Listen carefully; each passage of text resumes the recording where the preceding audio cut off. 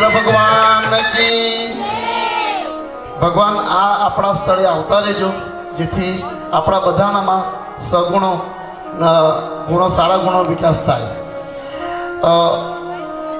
अपना संत बापू श्री जयानंद बापूनु पूजन करवा माटे बोलो श्री जयानंद सरस्वती महाराज की, सुखदेव जी महाराज की, सत्यनारायण भगवान की, कपिलेश्वर महादेव की, गुरु महाराज की, मुक्तानंद गुरु महाराज की, बोलो कृष्णानंद सरस्वती महाराज की। बापू आम आंगणे आवता आवीने अमारा गामने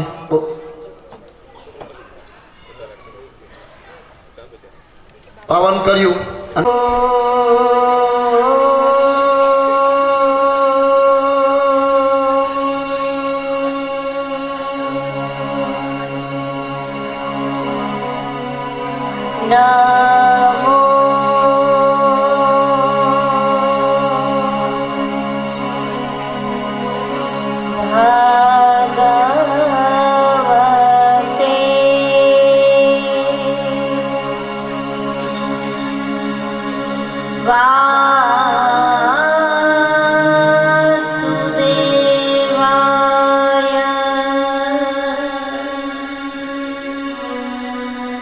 स्वस्ति श्री गणेशाय नमः।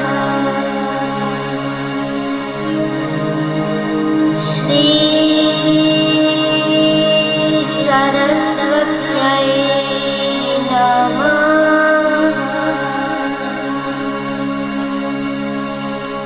श्री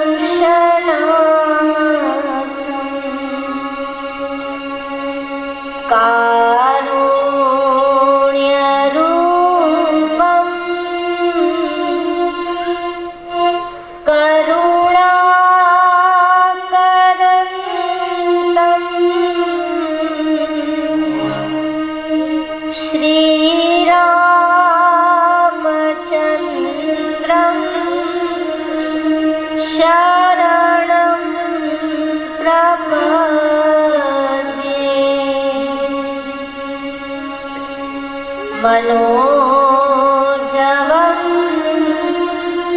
मारुततुल्यवेगं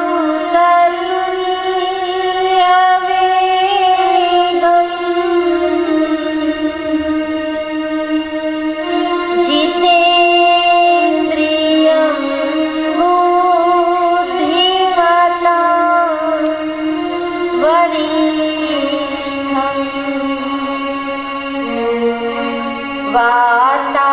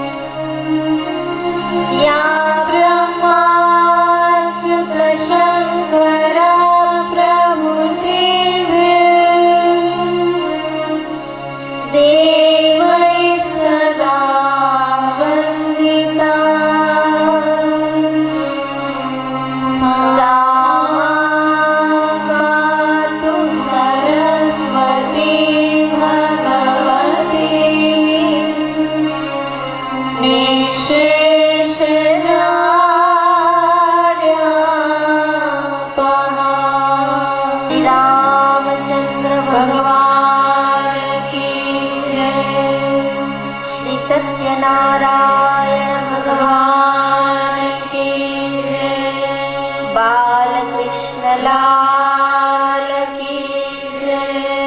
सद्गुरु देव की जय। बाबा मुक्तानंद महाराज की जय। कपिलेश्वर महादेव की जय। श्री हनुमान जी महाराज की जय। 3 વાર ઓમકાર કરીશું.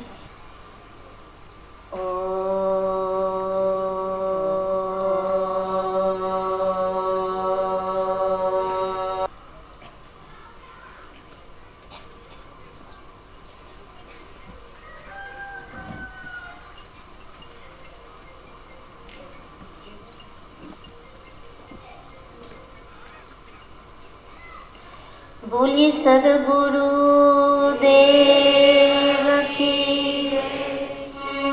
गिरनारी महाराज की जय।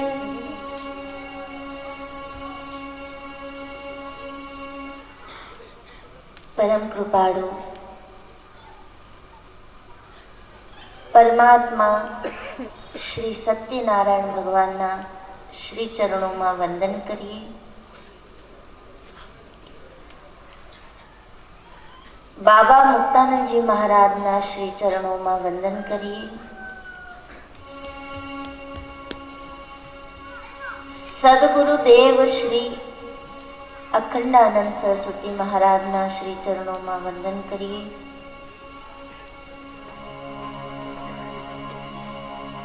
परमात्माना वांगमय स्वरूप रामायण ने वंदन करिए.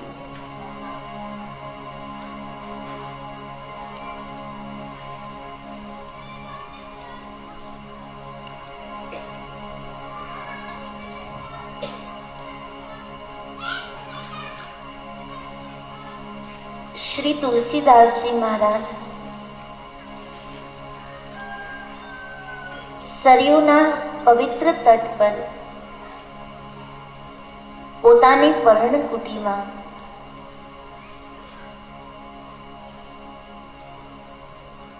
બધાની વંદના કર્યા બાદ રામકથાનો આરંભ કરે છે. પોતાના મનને સંભળાવે છે. પ્રયાગના પાવન તટ પર યાજ્ઞવલ્ક્ય મુનિ કથા કહે છે, ભરદ્વાજજીને સંભળાવે છે.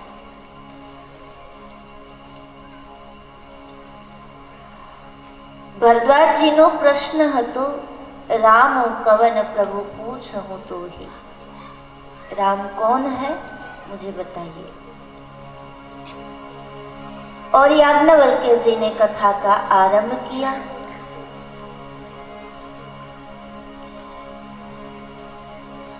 પણ રામ કથા સંભળાવવા પહેલા યાજ્ઞવલ્ક્ય મુનિએ શિવ કથા સંભળાવી છે.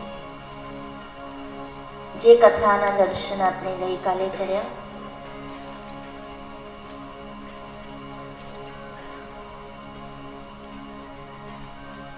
શિવ કથા સંભળાવી યાજ્ઞવલ્ક્ય મુનિએ અને જાણવા માંગે છે કે ભરદ્વાજજીમાં ભગવાન રામ પ્રત્યે ભાવ કેટલો. હવે આ તો વિરોધાભાસ થયો ને. ભગવાન રામ પ્રત્યે પ્રેમ કેટલો છે, ભગવાન રામ પ્રત્યે ભાવ કેટલો છે, એ જોવા માટે શિવ કથા સંભળાવી. ભગવાન રામ પ્રત્યેનો ભાવ માપવો હોય તો રામ કથા સંભળાવવી પડે. પણ અહીંયા શિવ કથા સંભળાવી છે એ જોવા માટે કે રામ પ્રેમ આનામાં છે.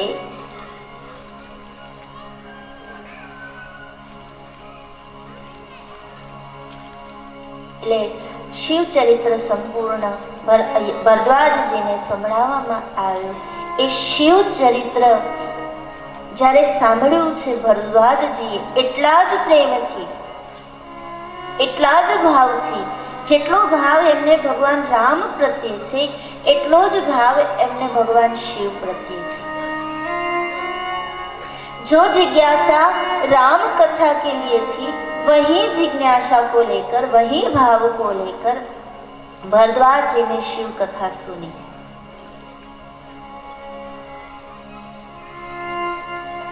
મોઢાની રેખાઓ બદલાણી નહીં જ્યારે શિવ કથા ચાલતી હતી.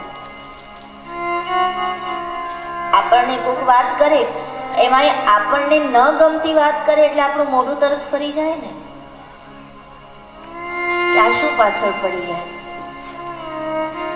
અને ઘણી વખત તો આપણે કંટાળીને એને સામેવાળાને એમ કહે કે તું હવે બંધ થા, નથી સાંભળવું અમારે. पर यहाँ पर न चेहरे की रेखा बदली है, न भाव बदला है, वही प्रेम, वही भाव, वही जिज्ञासा. और भरद्वाज जी सुन रहे हैं,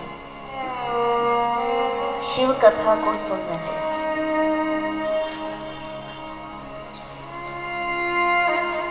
और प्रेम से शिव कथा को जब भरद्वाज जी ने सुना तब याज्ञवल्क्य मुनि बोले, प्रथम ही मैं कही शिव चरित, बूझा मरमो तुम्हार. मैं तो तुम्हें नापना चाहता था, देखना चाहता था, तुम्हारी परीक्षा करने के लिए ही मैंने जानबूझकर शिव कथा सुनाई. मैं देखना चाहता था कि राम को मानने वाला, राम का भक्त भगवान शिव जी को मानता है कि नहीं. भगवान राम को प्रेम करने वाला भगवान शिव जी को उतना ही प्रेम करता है कि नहीं, वो मैं देखना चाहता था. बोझा मर्म तुम्हार, सूची सेवक तुम राम के, रहित समस्त विकार. पर जब तुमने शिव कथा सुनी, तुम्हारा मुखमंडल, भाव, हृदय, रोमांच देखकर मुझे ये लगा कि नहीं, तुम सचमुच भगवान राम के भक्त हो. कारण के ભગવાન રામના ભક્તો શિવ ભક્તિને ત્યાગી નથી શકતા.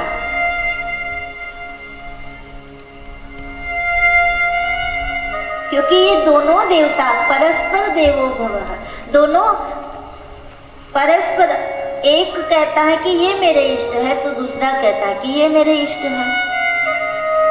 भगवान शिव जी से जाकर पूछेंगे कि प्रभु आप जब देखो तब समाधि में बैठते हो, आंखें मूंद कर बैठते हो, आप किसका ध्यान करते हो? तो तुरंत शिव जी कहेंगे कि मैं मेरे इष्ट प्रभु नारायण प्रभु राम का ध्यान कर रहा हूं. और दूसरी जगह भगवान नारायण से जाकर कोई पूछे कि आप किसका ध्यान करते हो, तो वो कहेंगे कि मैं शिव ध्यान में रत हूं, मैं शिव ध्यान कर रहा हूं. राम कहे शिव मारा इष्ट छे, शिव कहे राम मारा इष्ट छे. પરસ્પર દેવો ભવઃ. એકબીજાને ઇષ્ટ માનના. શિવ કથાનો અધિકાર જોઈતો હોય તો રામજીની કૃપા જોઈએ, અને રામ કથાનો અધિકાર જોઈતો હોય तो शिव कृपा જોઈએ. और इसीलिए याज्ञवल्क्य मुनि ने जानबूझकर भरद्वाज जी ने पूछी थी राम कथा, फिर भी सुनाई है शिव कथा.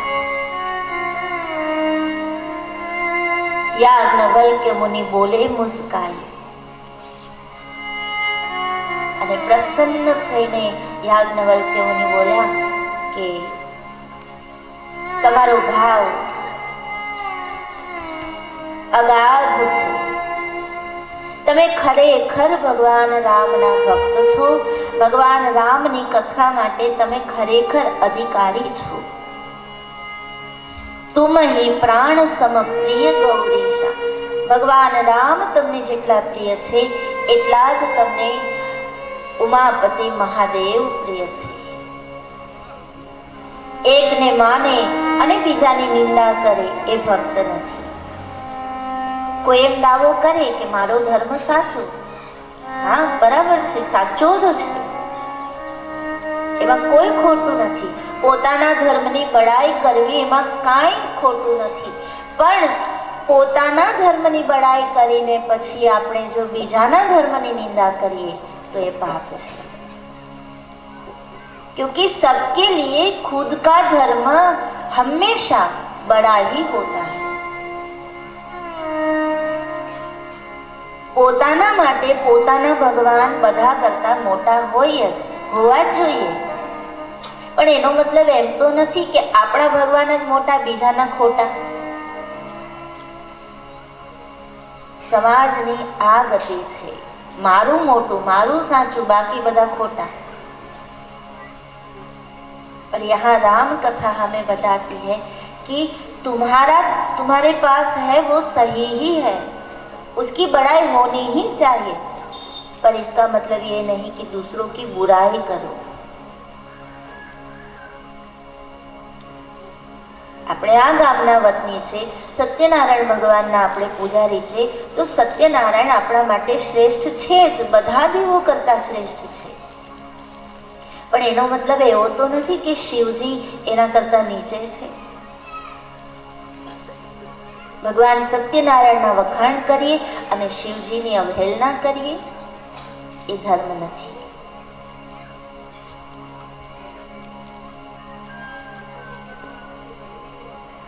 मानो सबको पर निष्ठा एक में होनी चाहिए, ये साधना है. दत्त भगवाने बताव्યું કે ગુરુ, લક્ષ્ય ગુરુ અનેક હોઈ શકે, પણ સદગુરુ કેવલ એક હોય. એણે પોતાના જીવનમાં 24 ગુરુ બનાવી અને ઉપદેશ આપ્યો કે લક્ષ્ય ગુરુ 24 નહીં 2400 થઈ શકે. જે માણસ, જે વ્યક્તિ, જે જીવ, જે વસ્તુ આપણને કંઈક સારું શીખવાડે એ આપણા ગુરુ. पर सदगुरु कोई एक हो सकता है. निष्ठा किसी एक से होगी, पर मान्य तो सबको रखना पड़ेगा.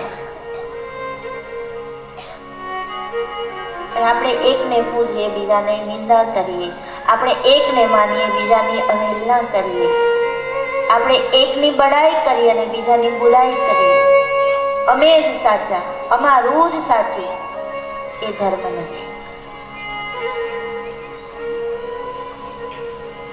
એટલે યાજ્ઞવલ્ક્ય મુનિ અહીંયા કહેવા માંગે છે કે ભક્તના અને ભક્તિના લક્ષણ એ છે કે નિષ્ઠા એકમાં પણ માનવું બધાને, બધે જવું, પણ નિષ્ઠા એકમાં હોવી જોઈએ.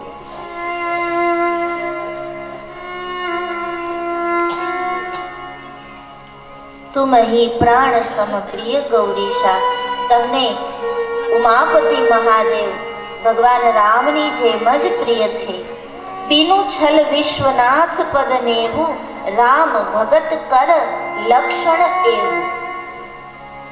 છલ કપટ વગર વિશ્વનાથ પદ, વિશ્વનાથ એટલે ભગવાન મહાદેવ, એના ચરણોને જે માને છે, એનું શરણું જે સ્વીકારે છે, એ રામ ભક્તના લક્ષણ છે. પ્રભુના ભક્ત એ જ થઈ શકે, રામના ભક્ત એ જ થઈ શકે જે છલ કપટ રહિત થઈ ભગવાન શિવજીની ભક્તિ કરે. કારણ કે એ બંને પણ પોતાને માને છે,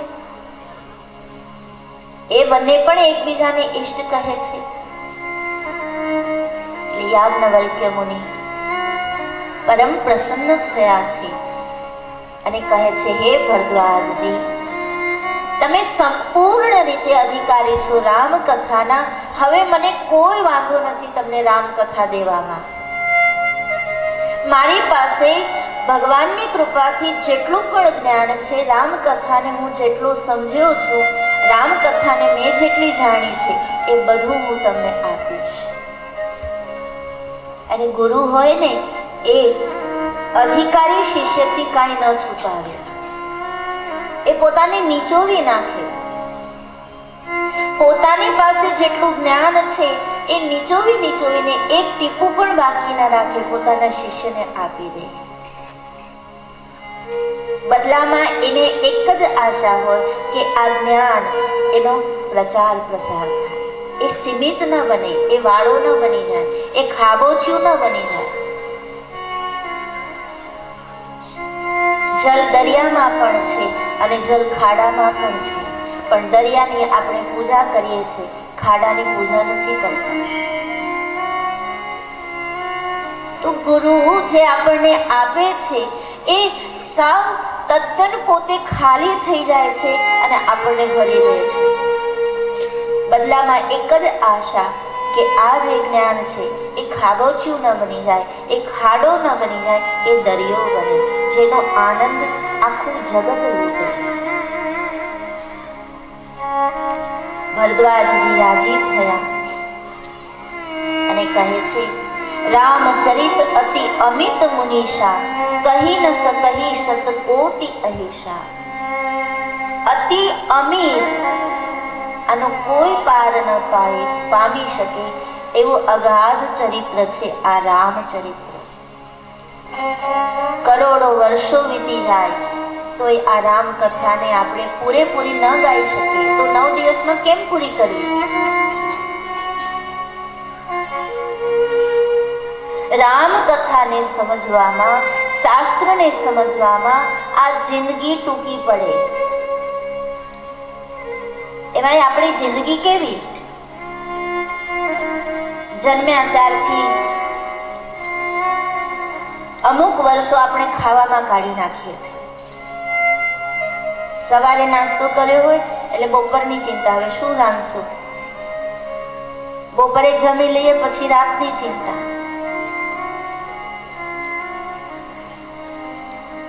અડધી જિંદગી ખાવામાં જતી રહે છે, અડધી જે વધી એમાંથી અડધી સુવામાં જતી રહે છે.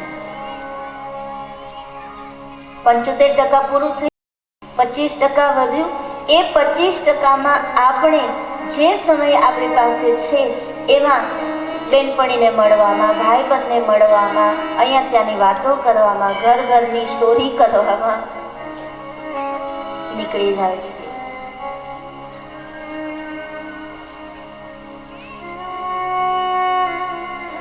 આવા વ્યસ્ત જીવનમાં ઘણી વખત માણસો મળે ને એટલે અમે લોકો કહીએ, ક્યારેક આવતા હોય તો આશ્રમે, તો કે ક્યાં ટાઈમ છે, અમને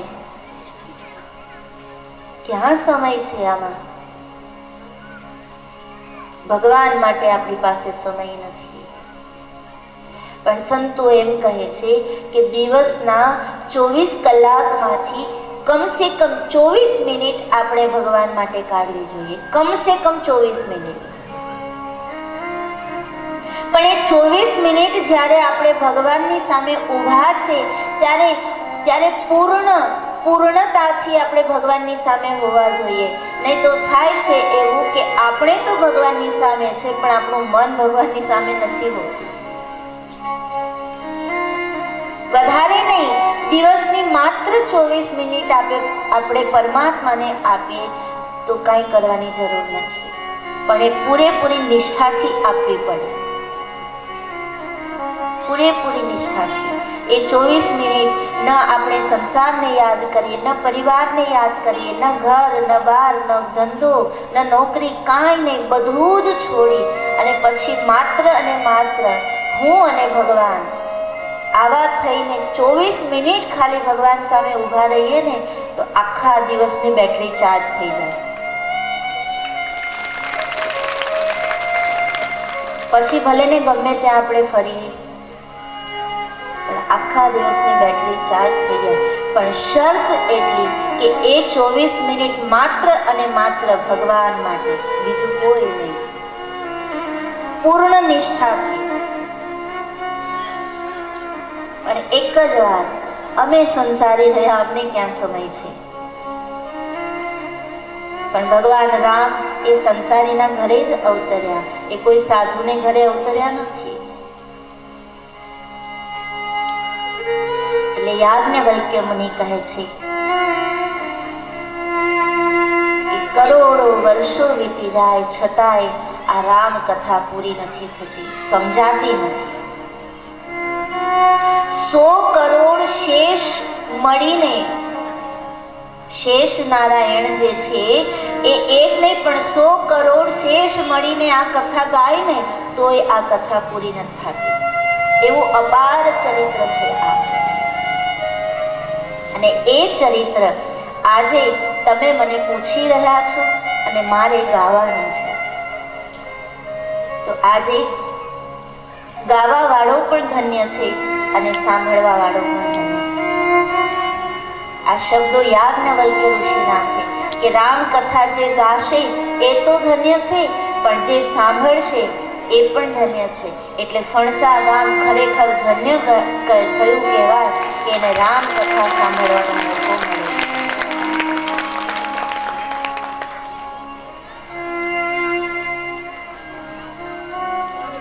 અને અમે પણ ધન્ય કહેવાઈએ કે ભગવાન સત્યનારાયણની કૃપાથી આ કથા ગાવાનો મોકો મળ્યો.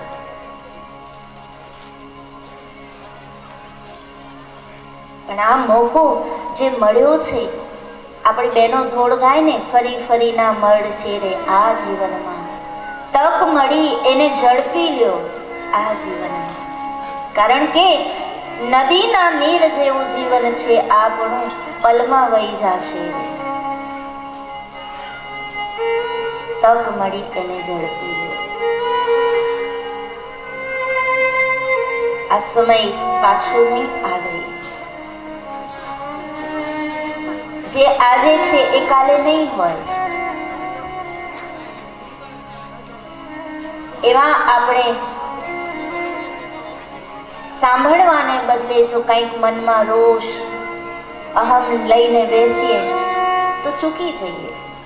કારણ કે યાજ્ઞવલ્ક્યજીના આ શબ્દો છે કે કહેનાર પણ ધન્ય છે અને સાંભળનાર પણ ધન્ય છે. માટે સાંભળો ઋષિવર, હું તમને હવે રામ કથા કહું. પ્રસન્ન ચિત્ત છે યાજ્ઞવલ્ક્ય ઋષિ, પ્રસન્ન થયા છે ભરદ્વાજજી. ત્યારે યાજ્ઞવલ્ક્ય ઋષિ કહે છે કે ભગવાન શિવજી અને મા પાર્વતીના વિવાહ થયા, કૈલાશ આવ્યા, કથાઓ થઈ રહી છે, સત્સંગ થઈ રહ્યો છે. મા પાર્વતીની સાથે ભગવાન શિવજી પોતાનું દાંપત્ય જીવન જીવે છે. પણ આ દાંપત્ય જીવનું નહોતું, શિવનું હતું. જીવના જીવનમાં કામ આવે, વાસના આવે, ભોગ આવે, વિલાસ આવે. પણ શિવના દાંપત્યમાં કામદેવ તો પહેલા જ બળી ગયા હતા. કામદેવને ભસ્મ કરી અને પછી જ શિવજી પરણવા ગયા હતા. એટલે શિવના દાંપત્યમાં કામ નહોતો, ભોગ નહોતો, યોગ હતો. કામ નહોતો, રામ હતા. શિવનું દિવ્ય દાંપત્ય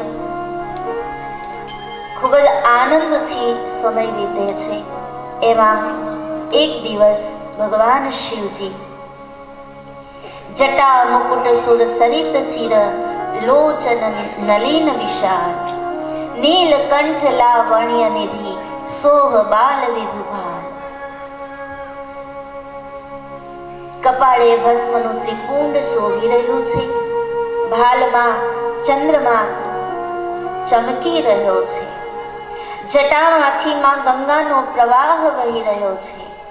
આંખો ખુલ્લી છે પણ ભગવાન ધ્યાનમાં બેઠા હોય એવી મુદ્રા છે.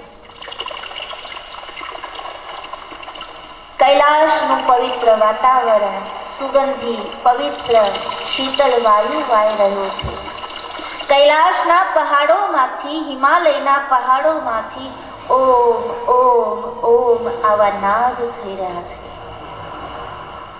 અને ભગવાન શિવજી પ્રસન્ન ચિત્ત થઈને બેઠા છે.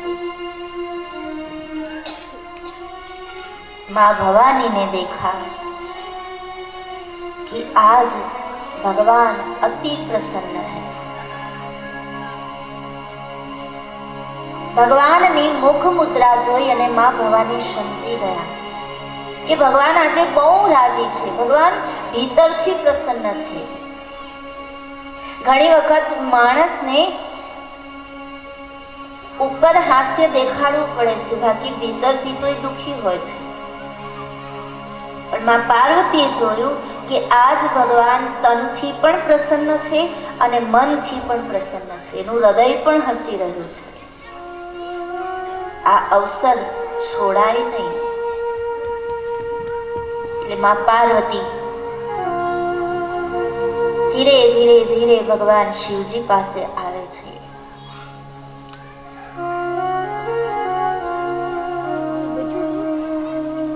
અને ત્યારે બાબાજીએ લખ્યું છે, પાર્વતી ભલ અવસર જાની. આ તક બહુ સારી છે. આ તકને મારે છોડાય નહીં, આ તકને ઝડપી લેવી જોઈએ. આ સમય પાછો નહીં આવે એ માની અને પાર્વતી ભલ અવસર જાની.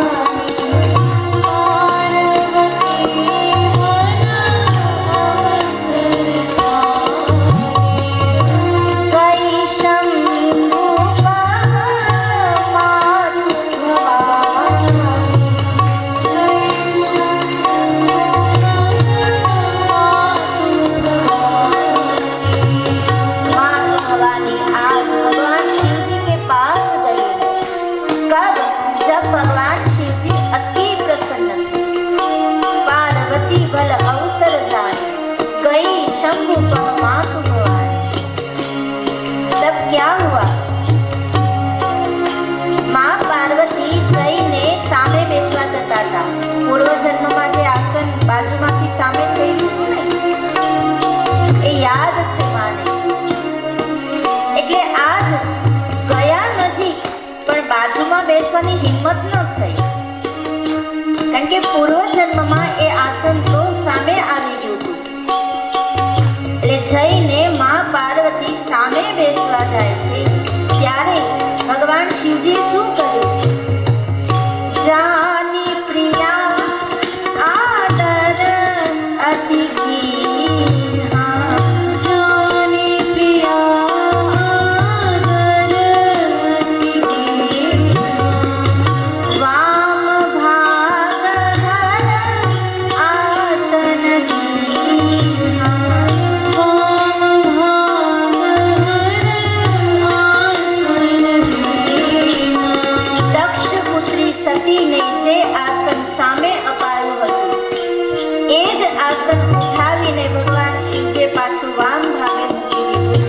આદર સહિત માં પાર્વતીને કહેવામાં આવ્યું કે હે પ્રિયે, આવો, તમારું આસન, તમારું સ્થાન તો મારી ડાબી બાજુ છે, બેસો અહીંયા. જાની પ્રિયા આદર અતિ कीन्हा, જાની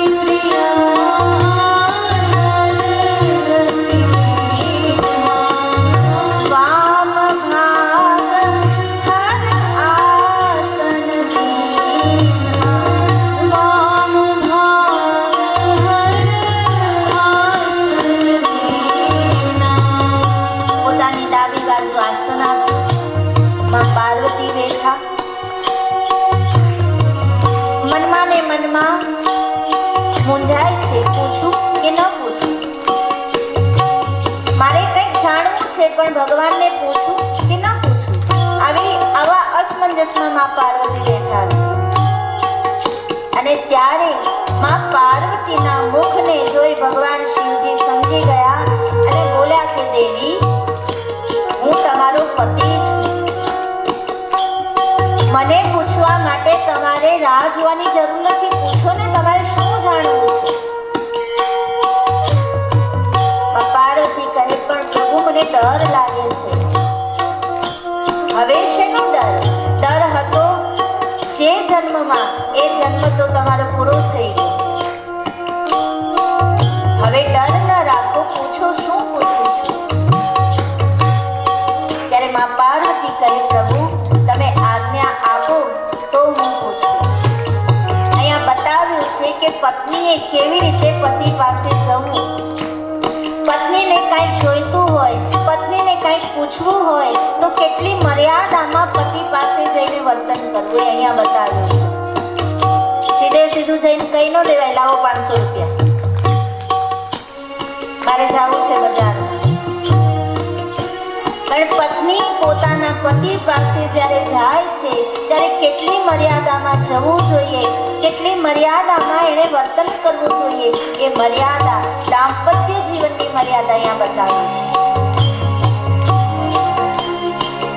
ભગવાન શિવજી કહે, પૂછો ને દેવી, શું પૂછવું છે, શા માટે સંકોચાવું છે? ત્યારે માં ભવાની કહે, પ્રભુ રામ કોણ છે? અને ભગવાન શિવજીને હસવું આવી ગયું. હજુ નથી સમજાયું? એ રામને સમજવા માટે તમારે એક જન્મ લેવો પડે, આખો એક જન્મ તમારો પૂરો થઈ ગયો. સતીથી લઈને પાર્વતી સુધીની યાત્રા કરી છતાંય ખબર ન પડી કે રામ કોણ છે. ભગવાન હસવા માંડ્યા. ત્યારે માં પાર્વતી કહે, ના પ્રભુ, હજુ નથી સમજાણું રામ કોણ છે. પ્રભુ, રામ કોણ છે મને સમજાવો. આપ એમ કહેવા માંગતા હોય કે નિરાકાર નરાકાર, નિરાકાર એ આકાર લઈને આવ્યા, નિરાકાર બ્રહ્મ એ રામ થઈને આવ્યા, તો બ્રહ્મને એટલી ખબર ન હોય કે મારી પત્ની ક્યાં છે, અને પત્નીને ગોતવા માટે બ્રહ્મને રડવું પડે. પ્રભુ, મને એટલે નથી સમજાતું કે પત્નીના ખોવાવાથી બ્રહ્મ પોતે જો રડે તો સામાન્ય જીવનું શું થાય જ્યારે એની પત્ની ખોવાઈ જાય, તો એની હાલત શું થાય? કહો પ્રભુ, રામ કોણ છે? ભગવાન રામના પ્રાગટ્યની કથા કહો, એની બાળ લીલાનું વર્ણન કરો, હનુમાનજી સાથેની મિત્રતાનું વર્ણન કરો, એના વિવાહની કથા કહો, એમને વનવાસ જવું પડ્યું એ કથા કહો, સીતાના હરણની કથા કહો, ભરત મિલાપની કથા કહો, રામ રાજ્યની કથા કહો. આ બધી કથા મને કહો. અને પ્રભુ, આ પ્રશ્ન મેં જેટલા કર્યા ને એમાં હું કંઈક ભૂલી ગઈ હોય તો તમારે યાદ કરીને મને કહેવાનું. કેવા ચતુર છે મા પાર્વતી, કેવી આમ મર્યાદાથી અને બુદ્ધિપૂર્વકના પ્રશ્નો કર્યા કે આટલું તો કહેવાનું જ, પણ એમાં જો કાંઈ બાકી રહી જાય તો તમારે યાદ રાખીને મને કહેવાનું, તમારે નહીં ભૂલવાનું, હું ભલે ભૂલી જાઉં. એમાં જીવ ભગવાનને પ્રાર્થના કરી શકે કે પ્રભુ, હું તો માયામાં ફસાયેલો છું, હું ભૂલી જાઉં, પણ તું મને કોઈ દી ના ભૂલતો. માં પાર્વતી કહે કે પ્રભુ, હું કદાચ ભૂલી જાઉં, પૂછવામાં હું કદાચ ભૂલી ગઈ હોય, પણ તમે ન ભૂલતા. જન્મથી લઈ અને ભગવાનના કર્મની લીલાઓની બધી વાત આપ મને કરો.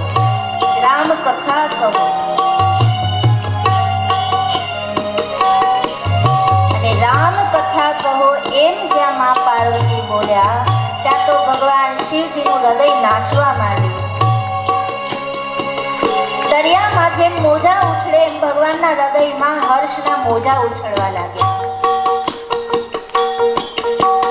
હૃદય આજે પુલકિત થયું છે, નાચવા લાગ્યું છે. ભગવાન શિવજી જે પ્રસન્નતા હતી મુખ ઉપર એ ડબલ થઈ ગઈ, અતિ પ્રસન્ન થયા. અને ધ્યાન મગ્ન શિવજી બંદવ બાલ રૂપ સોઈ રામ.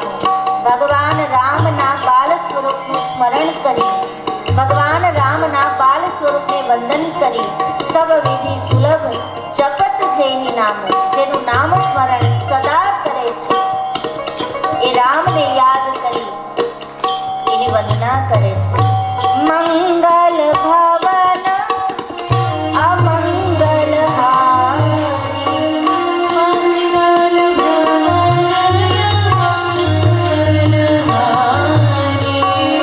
મંગલ ભવન.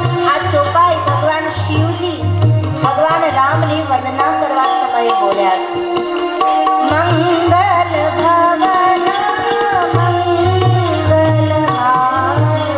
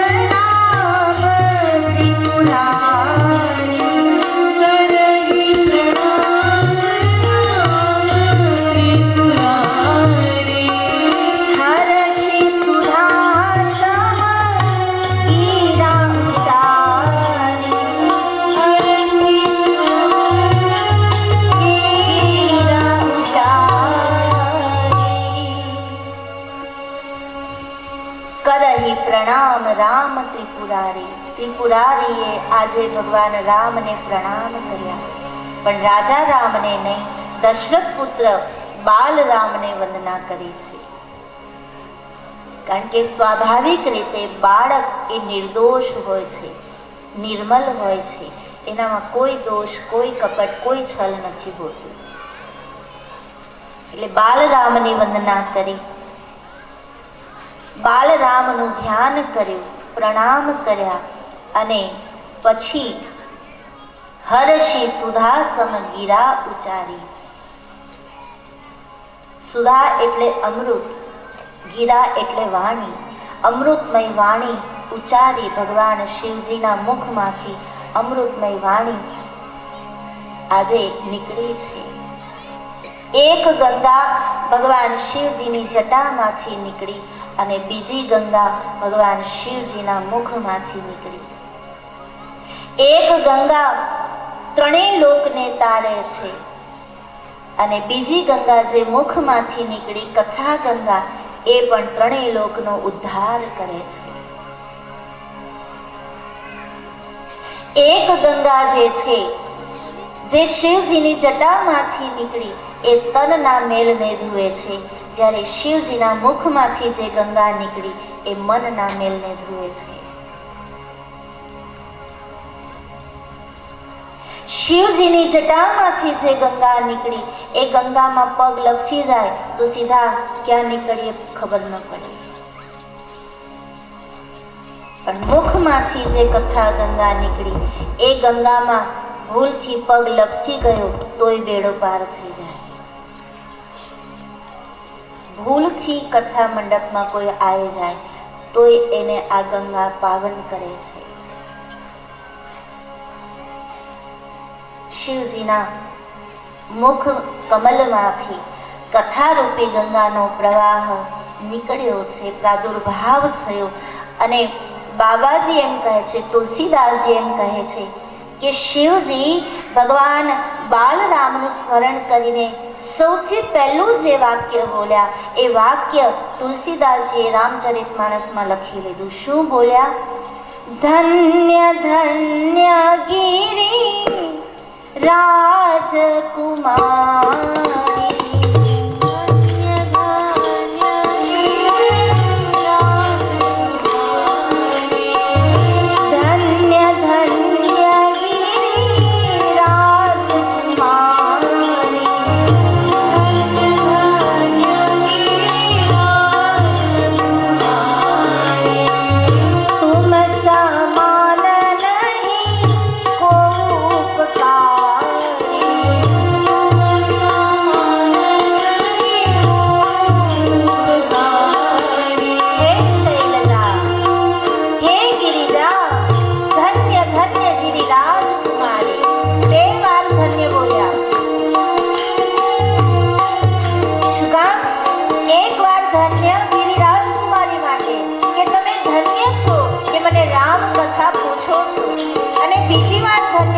પોતાના માટે કે હું એ ધન્ય છું કે મારા મુખમાંથી આ કથા ગંગા નીકળવાની છે.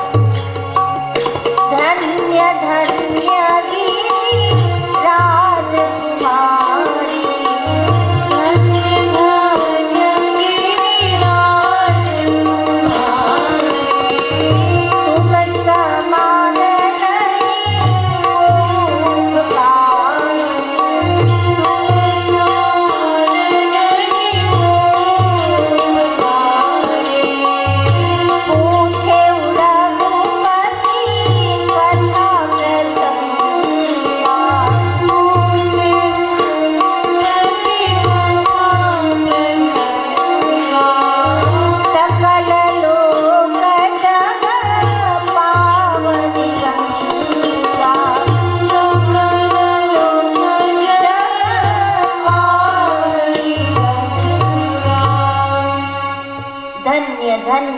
રાજકુમારી.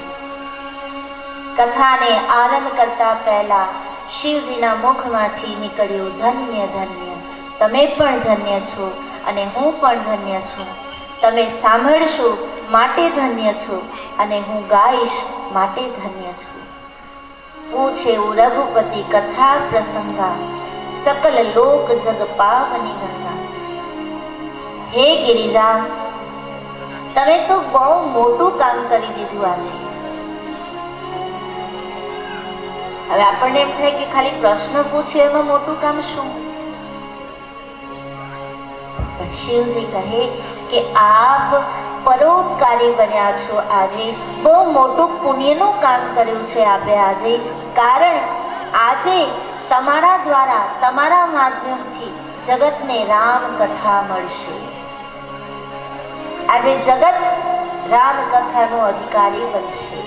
માટે તમે પણ ધન્ય છો, હું પણ ધન્ય છું. એક ગંગા મારી જટામાંથી નીકળી અને હવે બીજી ગંગા મારા મુખમાંથી નીકળશે. પૂછે રઘુપતિ કથા પ્રસંગા, સકલ લોક જગ પાવની ગંગા. આ તો સમસ્ત સંસારને પાવન કરવા વાળી ગંગા છે. આમાં જે કોઈ સ્નાન કરશે એ બધાના તનના મનના પાપ ધોવાશે. આધિદૈવિક, આધિભૌતિક, આધ્યાત્મિક, જેને આપણે આપણી ભાષામાં આધિ, વ્યાધિ અને ઉપાધિ કહીએ છીએ, આ ત્રણેય તાપને આ કથા ગંગા ધોઈ નાખશે. કારણ હે ભવાની, जिन हरि कथा सुनी नहीं काना, जिन हरि कथा सुनी नहीं काना, श्रवण रंध्र अहि भवन समाना. આ જગતમાં જેણે રામ કથા નથી સાંભળી એના કાન નથી, સાપને રહેવાના સ્થાન છે.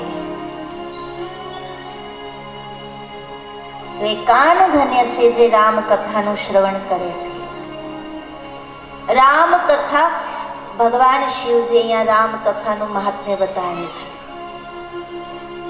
મહાત્મ્ય રામ કથામાં 4 વાર આવે છે. એમાં 2 વાર આપણે જોયું. એક વાર સ્વયં તુલસીદાસજી મહારાજે બતાવ્યું, બીજી વાર યાજ્ઞવલ્ક્યજીએ બતાવ્યું. મહામોહ મહિષેષુ વિશાલા, રામ કથા કાલિકા કરાલા, રામ કથા ચંદ્ર કિરણ સમાના. યાજ્ઞવલ્ક્ય ઋષિએ આ મહાત્મ્ય બતાવ્યું. 2 ચોપાઈમાં યાજ્ઞવલ્ક્ય ઋષિએ મહાત્મ્ય બતાવ્યું અને અહીંયા શિવજી માત્ર એક જ ચોપાઈ બોલે છે જેમાં રામ કથાનું મહાત્મ્ય બતાવે છે. રામ કથા સુંદર કરતારી, સંશય વિહંગ ઉડાવનહારી. શિવજી બોલ્યા કે આ રામ કથા સુંદર કર તારી, આપણે તાળી વગાડીએ ને એ તાળી આ રામ કથા છે. તાળી વગાડી એટલે શું થાય? તો ભગવાને કીધું સંશય વિહંગ ઉડાવન હારી. તાળી વગાડી એટલે પક્ષીઓ ઉડી જાય. પણ અહીંયા કઈ કબૂતર ને કાગડાને ઉડાડવાની વાત નથી. તમે જોયું હશે આપણા રોજિંદા જીવનમાં કે ઘરના છાપરા ઉપર કાગડો આવે અને બોલે એટલે માન્યતા છે ને કે કાગડો બોલે એટલે મહેમાન આવશે. એટલે ઘણા હરખાય કે આજ તો અમારા ઘરે મહેમાન આવવાના છે.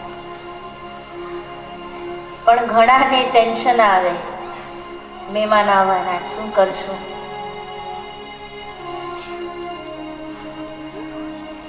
કાગડો બોલે એટલે મહેમાન આવે એવી માન્યતા છે આપણામાં. પણ કાગડો 24 કલાક ત્યાં બેસીને બોલ્યા રાખે તો શું થાય? કાગડાની વાણી તો કર્કશ છે, ગમે નહીં. એટલે આપણે શું કરશું? એ કાગડાને ઉડાવી દઈએ ને. એટલે કાગડો બેઠો છે ત્યાં જઈને આપણે આમ ઊંચા હાથ કરીને જોરથી તાળી વગાડશું એટલે કાગડો ઉડી જાય. એવી જ રીતે અહીંયા રામ કથા સુંદર કરતારી, સંશય, કાગડો એ સંશયનું પ્રતીક છે જે આપણા હૃદયના ઘરના છાપરા ઉપર બેઠો છે, હૃદયના દરવાજે બેઠો છે. અને આ સંશયરૂપી કાગડો જ્યાં સુધી હૃદયના દરવાજે બેઠો છે ત્યાં સુધી રામ ભીતર આવી નથી શકતા. એટલે આપણું હૃદય ખાલી છે. તો એ સંશયરૂપી કાગડાને ઉડાડવા માટે રામકથા એ તાળી છે. તાળી પાડો એટલે સંશયરૂપી કાગડો ઉડી જાય. રામકથા સુંદર કરતારી, સંશય વિહંગ ઉડાવનહારી.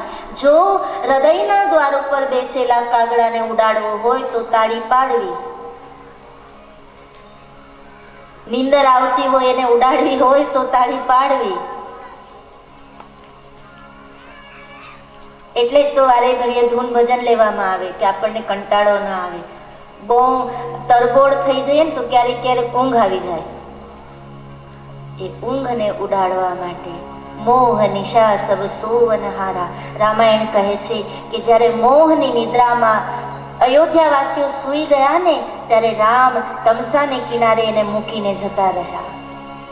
એમ આખું જગત મોહની નિદ્રામાં સૂઈ જાય છે ત્યારે રામકથા એ તાળી વગાડીને એને જગાડે છે કે જાગો લોકો, મત સુવો, મત કરો નીંદ સે પ્યાર. નિંદ્રાથી એટલો બધો પ્રેમ ન કરો, જાગી જાઓ. કારણ આ ક્ષણિક જીવન છે.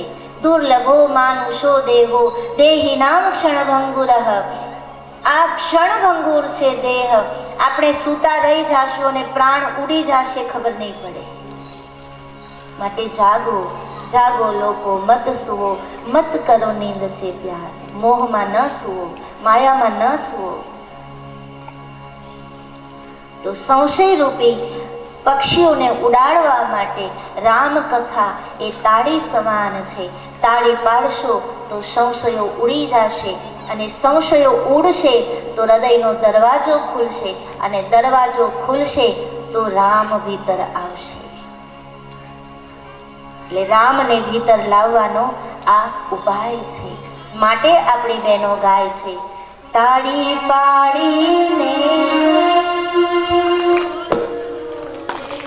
તાળી પાડીને રામ નામ, તાળી પાડીને રામ નામ બોલજો રે. જરા અંતરના અંતરના અંતરના, હે જરા અંતરના કળના બોલજો રે. તાળી પાડીને રામ નામ બોલજો.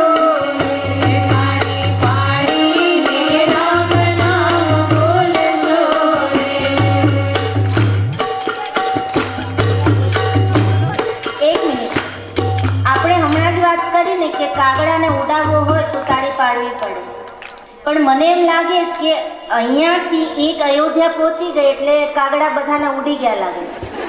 કોઈને અહીંયા કાંઈ નડતું જ નથી. પણ